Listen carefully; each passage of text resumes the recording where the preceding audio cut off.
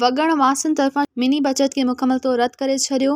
2 महीननि में 3 दफ़ा पेट्रोल जूं क़ीमतूं वधाए ग़रीब अवाम मथां महांगाई जो बम किराए छॾियो। वगण वासन मीडिया अॻियां दाहींदे चयो त जेका विफ़ाक़ी बजट ऐं सिंध गवर्नमेंट जेका बजट पेश कई आहे इहा आवाम दोस्त न आहे, आवाम दुश्मन। इनखे असां करार सां ॾियूं, इनखे मुकमल असीं रद्द था कयूं। इन में महांगाई जो तूफ़ान ईंदो ऐं बार बार पेट्रोल वधाइण सां ग़रीबनि जो हक़ जेको आहे सो गज़ब कयो थो वञे। हे ग़रीबनि खे छॾनि कोन था त को सुख जो साह खणनि, उनखे मारण जा हिन प्रोग्राम कया आहिनि।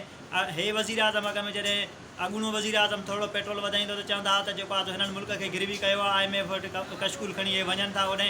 हाणे उन्हनि खां इहो असां पुछणु था चाहियूं त कशकूल खणी तव्हां छो पाकिस्तान गिरवी कयो आहे? तव्हांखे कशकूल खणण जी आदत पइजी वई आहे, तव्हांखे हेर पइजी वई आहे। छा तव्हां वटि पंहिंजा वसाइल न आहिनि? तव्हां पाण पंहिंजो मुल्क नथा हलाए सघो? इमरान खान भलो असां मुंहं ते बि चऊं त छा की अवामल आहे, हर को ग़रीब मरे पियो न, खाइण खां कंहिंखे कुझु कोन्हे, माण्हू छा करे, घणा ई ख़ुदकुशी था कनि, छा कजे।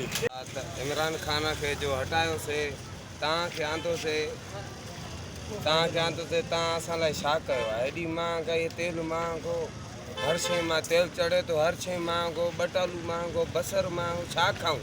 तव्हां ॿुधायो न, तव्हां त अमीर आहियो, असां ग़रीब छा खाऊं?